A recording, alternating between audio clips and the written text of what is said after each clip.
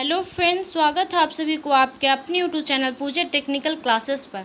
Friends, मैं हूं पूजा। आपसे रिक्वेस्ट है, अभी तक आपने हमारे चैनल को सब्सक्राइब नहीं किए हैं या इस चैनल पर पहली बार विजिट कर रहे हैं तो इस चैनल को सब्सक्राइब कर लीजिए।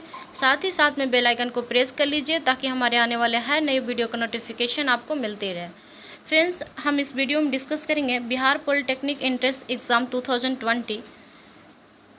इम्पोर्टेंट क्वेश्चन हम यहाँ पे डिस्कस करेंगे जो कि आपके एग्ज़ाम पॉइंट ऑफ व्यू से बहुत ही इम्पोर्टेंट क्वेश्चन रहेंगे। आप एग्ज़ाम में देखेंगे किसी टाइप के क्वेश्चन आपको फिज़िक्स से पूछे जाएंगे।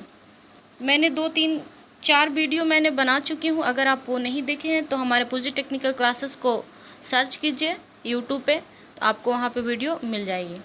देखते हैं क्वेश्चन क्या है। यहाँ पे हम मोस्टली क्वेश्चन न्यूमेरिकल करवाते हैं, तो इसलिए आप देखना ना भूलें, ठीक है।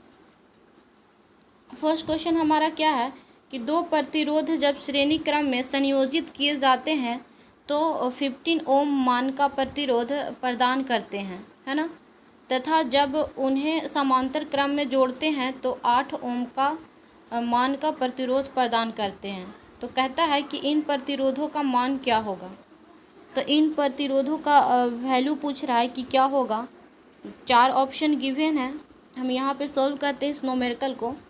तो एक रिलेशन हम जानते हैं, आर निकालना है हमारा। कितना दिया हुआ है, 15 ओम प्लस 8 ओम दिया हुआ है, और किस क्रम में है, तो ये समांतर क्रम यानी कि सीरीज़ में जोड़ा हुआ है। तो सीरीज़ में जोड़ने के लिए बोल रहा है, तो हमारा क्या होगा, आर इक्वल टू हो जाएगा। यहाँ पे हम सॉल्व करते हैं इसको, तो क्या हो जाएगा, आर इक्वल टू होता है हमारा formula relationship R1 plus R2, है ना, R1 प्लस R2 होता है। तो यहाँ पे हमारा क्या कहता है कि संयोजित किए जाते हैं, तो यानी कि उसको जोड़ा जाता है, तब हमारा कितना आता है 50 ओम, यानी कि आर गिवन है। R1 R2 not given, are given है हमारा। तो यहाँ पे देख रहे हैं, सॉल्व करते हैं इसको, तो क्या हमारा हो जाएगा R1 plus R2 equal to 50 हो जाएगा। ये हमारा इक्वेशन फर्स्ट हो जाएगा, है ना।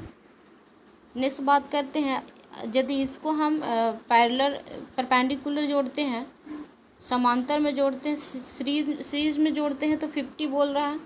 एंड अगर परपेंडिकुलर यानी कि समांतर क्रम में जोड़ते हैं तो कितना आ जा रहा है 8 ओम, है ना। तो यहाँ पे हो जाएगा 1/R1 plus 1/R2 equal to given है हमारा 8 ओम, यानी कि आर का वैल्यू जब हम परपेंडिकुलर जोड़ते हैं तो 8 ओम इक्वल टू होता है, एंड सीरीज़ में जोड़ते हैं तो 50 ओम होता है ना। तो यहाँ पे हम इसको सॉल्व करेंगे। इक्वेशन फर्स्ट एंड सेकंड को इक्वल करेंगे। अगर इसको हम सॉल्व करेंगे दिस इक्वेशन को, तो हमारा इसका सॉल्व करके क्या आ जाएगा, इसका आ जाएगा R1 plus R2 upon R1 into R2 equal to 1/8 हो जाएगा, ठीक है। तो ये कुछ इस तरीके के रिलेशन बन जाएंगे। तो हम इससे फाइंड आउट कर लेंगे।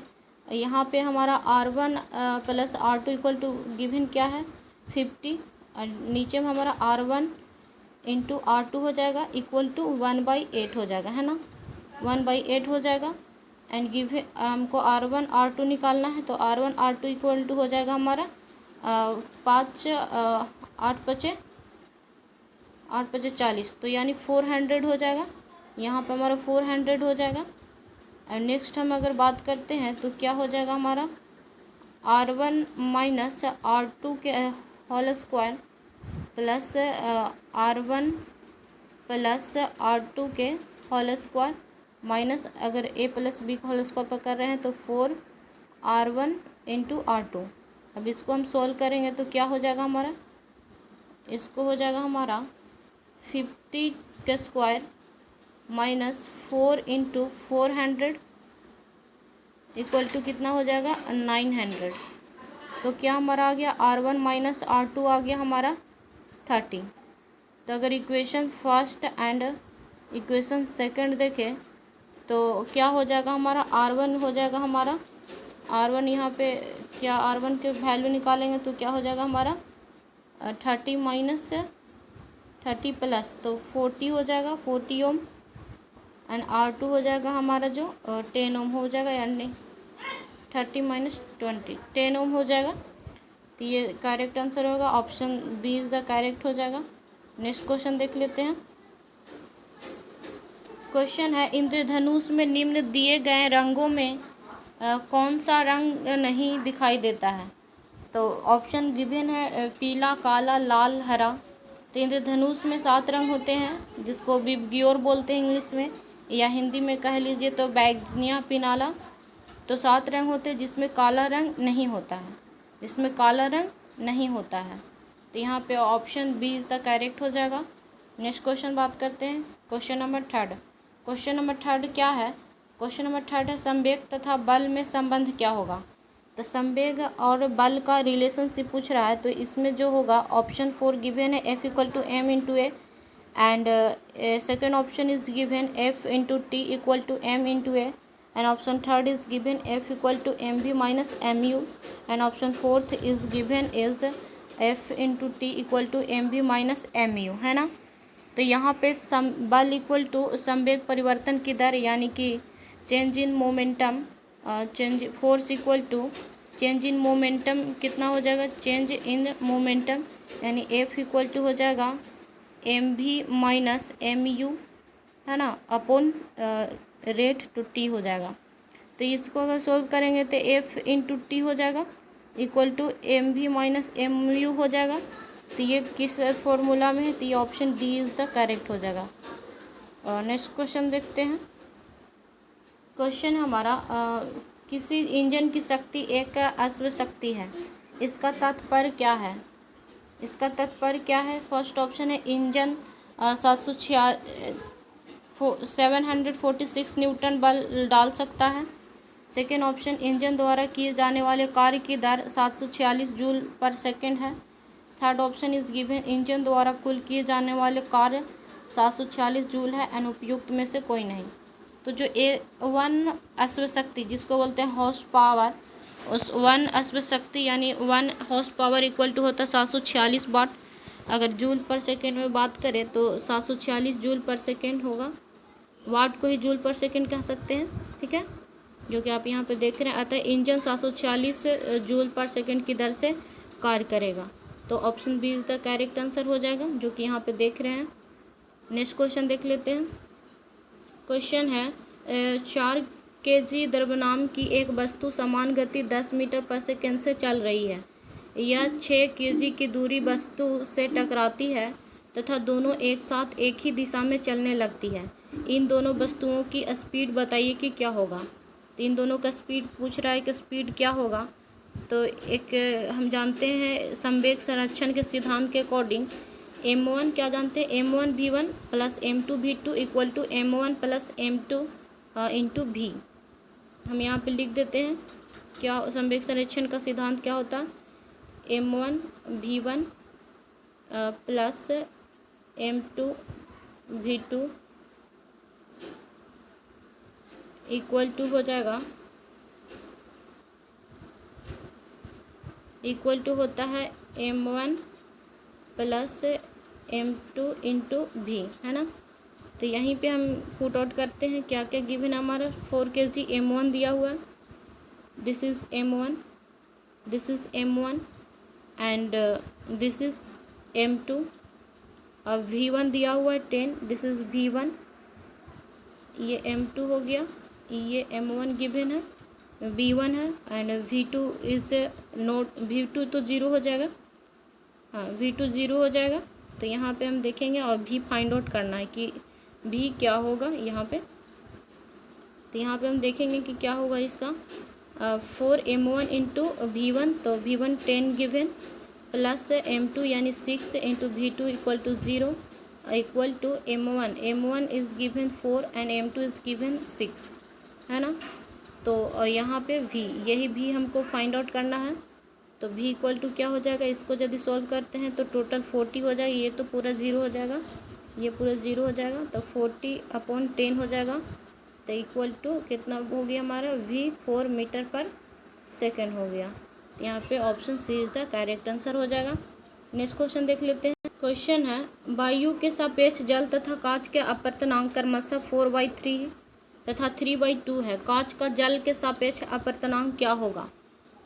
तो अपर्तनांक क्या होगा, यहाँ पे ये पूछ रहा है कि अपर्तनांक बताइए कि क्या होगा। तो यहाँ पे देख रहे हैं कि एक रिलेशन हम बताए थे यहाँ पे, वो रिलेशन क्या था, A/N/W equal to given is 4/3 and A/N/G equal to given 3/2, है ना। तो क्या हो जाएगा यहाँ पे WNG इक्वल टू हमारा हो जाएगा WNA इंटू ANG। तो इसको हम अति करेंगे तो क्या हो जाएगा ANG upon ANW equal to 3/2 upon 4/3। तो इसको सॉल्व करके आ जाएगा 9/8 आ जाएगा। तो ऑप्शन किस में मैच करता है, 9/8। Option C is the correct answer. Next question देख लेते हैं। क्वेश्चन है किसी मनुष्य के चश्मे की शक्ति +2 डायोप्टर है, इसकी दृष्टि में दोष क्या होगा। तो प्लस की बात करें तो प्लस हमारा प्लस जो होता है वो उत्तल लेंस का प्रतीक होता है, और माइनस नेगेटिव होता है वो अवतल लेंस का होता है। तो प्लस जो दिए जाते हैं प्लस डायोप्टर वो उत्तल लेंस में दिए जाते हैं, उत्तल लेंस के चश्मे में, एंड माइनस इट मीन्स अवतल लेंस। तो व्यक्ति की जो आँख में दूरदृष्टि होगा तो उसमें जो है कि उत्तल लेंस लगाए जाएंगे, एंड निकट दृष्टि दोष होगा तो उसमें अवतल लेंस लगाए जाएंगे। तो यहाँ पे option B is the correct answer हो जाएगा, बी, दूरदृष्टि दोष। नेक्स्ट क्वेश्चन देख लेते हैं। नेक्स्ट क्वेश्चन है हमारा, दो डंबल के जोड़े को जब एक दूसरे के से टकराते हैं तो उत्पन्न ध्वनि होती है। तो जो दो डंबल के जोड़े को एक दूसरे को हम टकराएंगे ना, तो उससे जो साउंड रिलीज होगा वो क्या होगा, गोलीय होगा। Option A is the correct answer हो जाएगा। नेक्स्ट क्वेश्चन देख लेते हैं। यहाँ पे देख रहे हैं कि दाएं हाथ की हथेली के नियम से ज्ञात होता है, क्या ज्ञात होता है। तो दाएं हाथ के हथेली के नियम से विद्युत धारा, चुंबकीय क्षेत्र तथा बल तीनों दिशा ज्ञात की जा सकती है। तो यहाँ पे ऑप्शन डी हो जाएगा, ये सभी, यानी विद्युत धारा करंट की डायरेक्शन भी बताता है, इलेक्ट्रिक फील्ड की दिशा बताती है, यानी फोर्स का भी डायरेक्शन बताता है। तो यहाँ पे तीनों ऑप्शन सही है, तो option D is the correct answer हो जाएगा। नेक्स्ट क्वेश्चन देख लेते हैं।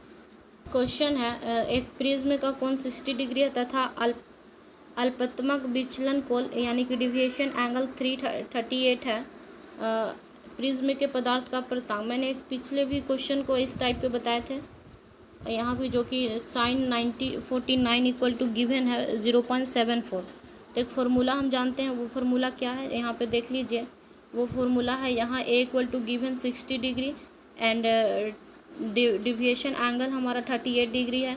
तो अपर्तनांक इक्वल टू हम फार्मूला जानते हैं sin a plus del m/2 upon sin a/2। तो यहाँ पे हम वैल्यू को पुट आउट करते हैं, a के जगह 60 पुट किए एंड चेंज इन डिविएशन के जगह 38 पुट किए बाई 2 एंड a के जगह 60/2। तो इसको सॉल्व करके आया हमारा sin 49 अपॉन sin 30। तो इसको सॉल्व करके आया sin 49 इज गिवन, क्वेश्चन में गिवन है 0.74 एंड sin 30 का हो जाएगा 1/2। तो 1/2 का क्या हो गया, 0.5 हो गया। तो यहाँ पे इस तरीके हो गया। इसको यदि सॉल्व करते हैं तो हमारा आ जाता है 1.48। तो ऑप्शन सही आंसर हो जाएगा 1.48, जो कि option A is the correct answer हो जाएगा। नेक्स्ट क्वेश्चन देख लेते हैं। नेक्स्ट क्वेश्चन है, नेक्स्ट क्वेश्चन क्या है कि एक संयुक्त सूक्ष्मदर्शी से अभिदृश्यक एवं नेत्रिका की आवर्धन क्षमता m1 एवं m2 है। सूक्ष्मदर्शी के आवर्धन क्षमता क्या होगी। तो जो सूक्ष्मदर्शी का आवर्धन क्षमता होगा तो वो क्या होगा, यहाँ पे देख लेते हैं एक्सप्लेनेशन में कि अभिदर्शक लेंस के कारण वस्तु के प्रतिबिंब जो होता है वो m गुना आवर्धन होगा, और नेत्रिका के कारण अभिदर्शक से आवर्धित प्रतिबिंब में पुनः m2 गुना आवर्धन होगा। अतः सूक्ष्मदर्शी के आवर्धन क्षमता जो होगा वह m1 इंटू m2 हो जाएगा। तो यहाँ पे option C is the correct हो जाएगा। नेक्स्ट क्वेश्चन देख लेते हैं। नेक्स्ट क्वेश्चन है हमारा, निम्न में से किस तरंग की तरंगदैर्घ्य सबसे कम है। तो यहाँ पे प्रस्रव तरंग जो है उसका जो तरंगदैर्घ्य है वो कम होता है, चूँकि प्रस्रव तरंगे की जो फ्रिक्वेंसी होती है वो सबसे अधिक होती है। तो जिसकी फ्रिक्वेंसी अधिक होगी उसका तरंगदैर्घ्य कम होगा, एंड जिसकी तरंगदैर्घ्य ज़्यादा होगा उसकी फ्रिक्वेंसी कम होगी। तो यहाँ पे कितना होता है प्रस्रव के, तो 20,000 हर्ट्ज से अधिक होता है। तो फार्मूला क्या होता है, v equal to n lambda. है ना, तो इसके अनुसार तरंगों की तरंगदैर्घ्य लैम्ब्डा सबसे कम होगा। तो यहाँ पे option A is the correct हो जाएगा। नेक्स्ट क्वेश्चन देख लेते हैं। नेक्स्ट क्वेश्चन है वोल्ट मीटर को श्रेणी क्रम में जोड़ने पर धारा का मान हो जाएगा। तो जब वोल्ट मीटर को श्रेणी क्रम में हम ऐड करते हैं तो धारा का मान क्या हो जाएगा, शून्य होगा। क्यों होगा शून्य, क्योंकि वोल्ट मीटर का प्रतिरोध अत्यधिक उच्च होता है, अतः वोल्ट मीटर को श्रेणी क्रम में जोड़ने पर धारा शून्य हो जाएगी। नेक्स्ट क्वेश्चन देख लेते हैं। क्वेश्चन क्या है कि 250 वोल्ट एंड 100 वोल्ट वाट के 5 बल्ब प्रतिदिन 8 घंटे जलते हैं। 30 दिनों में विद्युत व्यय होगी। तो 30 दिनों में विद्युत व्यय की बात करिए तो हम जानते हैं कि यूनिटों की संख्या क्या होगी, वाट इंटू घंटे अपॉन 1000, है ना। तो यहाँ पे 100 watt into 5 into 8 into 30 by 1000, तो यहाँ पे 120 यूनिट हो जाएगी। तो option C is the correct हो जाएगा। नेक्स्ट क्वेश्चन देख लेते हैं। यहाँ पे क्वेश्चन है वर्णक्रम स्पेक्ट्रम के मूल रंग हैं। तो जो मूल रंग यानी कि प्राथमिक रंग भी बोलते हैं इसको, वो होता है लाल, हरा, नीला। तो यहाँ स्पेक्ट्रम के मूल रंग प्राथमिक रंग लाल, हरा और नीला होता है। Option B is the correct answer हो जाएगा। नेक्स्ट क्वेश्चन है 0 डिग्री सेंटीग्रेड वाली बर्फ़ के टुकड़े को 0 डिग्री ताप वाले जल में डालने पर बर्फ़ का टुकड़ा क्या होगा, नहीं पिघलेगा। Option B is the correct answer होगा, नहीं पिघलेगा, बिकॉज 0 डिग्री सेंटीग्रेड वाली बर्फ़ 0 डिग्री सेंटीग्रेड के जल में डालने पर नहीं पिघलेगा, चूँकि इससे पिघलने के लिए जल से ऊष्मा नहीं मिलेगा, जल से जो कि हीट नहीं मिलेगा, इसलिए। नेक्स्ट क्वेश्चन है 19।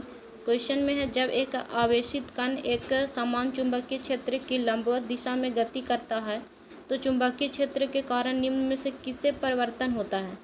तो इसमें से परिवर्तन होता है कण की गति, यानी कि कण जो होता है वो कण इट मीन्स पार्टिकल, उसकी जो मोशन होते रहता है।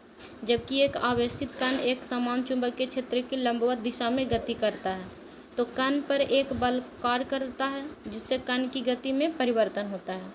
नेक्स्ट क्वेश्चन देख लेते हैं। नेक्स्ट क्वेश्चन है हाइड्रोजन के विसरण की दर दूसरी गैस से एक्स के विसरण की दर के 4 गुना है, एक्स का अनुभार होगा। तो यहाँ पे देख लेते हैं RH upon RX equal to root अंदर MX बाई MH, है ना। तो यहाँ पे MH इक्वल टू H2 का अनुभार है and MX equal to X का भार है। तो दिया गया है RH इक्वल टू 4RX तथा MH इक्वल टू 2 गिवन है। तो यहाँ पे हम सोल्व करके क्या देख रहे हैं, यहाँ पे हम सोल्व करके हमारा आता है MX इक्वल टू 32। तो 32 देख रहे हैं, ऑप्शन में क्या है 32 है, option D is the correct हो जाएगा। नेक्स्ट क्वेश्चन देख लेते हैं। नेक्स्ट क्वेश्चन है 60 डिग्री सेंटीग्रेड पर झुके रखे 2 समतल दर्पण के मध्य रखी एक वस्तु के कितने प्रतिबिंब होंगे। तो यहाँ पे जो कैसे निकालेंगे, n इक्वल टू 360 अपॉन थीटा माइनस 1, मतलब कि एक इमेज घटा देंगे तो 360 बाई 60, तो यहाँ पे 5 हो जाएगा, यानी 5 इमेज हो जाएगा। Option A is the correct answer हो जाएगा। नेक्स्ट क्वेश्चन देख लेते हैं। क्वेश्चन क्या है, क्वेश्चन है हमारा कि पृथ्वी पर एक सरल लोला का आवर्तकाल 2 सेकेंड है। यदि इस सरल लोला को चंद्रमा पर ले जाए तो आवर्तकाल का मान जो होगा चंद्रमा पर गुरुत्वीय त्वरण पृथ्वी की सापेक्ष 1/6 होगा। तो यहाँ पे देख रहे हैं दिस रिलेशन है ये, इसको सोल्व करके हमारा आ गया है 4.9। यहाँ पे 4.20 इज द करेक्ट आंसर हो जाएगा। नेक्स्ट क्वेश्चन हमारा 4 वोल्ट की बैटरी से 1 ओम तथा 3 ओम के प्रतिरोध श्रेणी क्रम में जोड़े हैं, बैटरी से होकर प्रवाहित धारा होगी।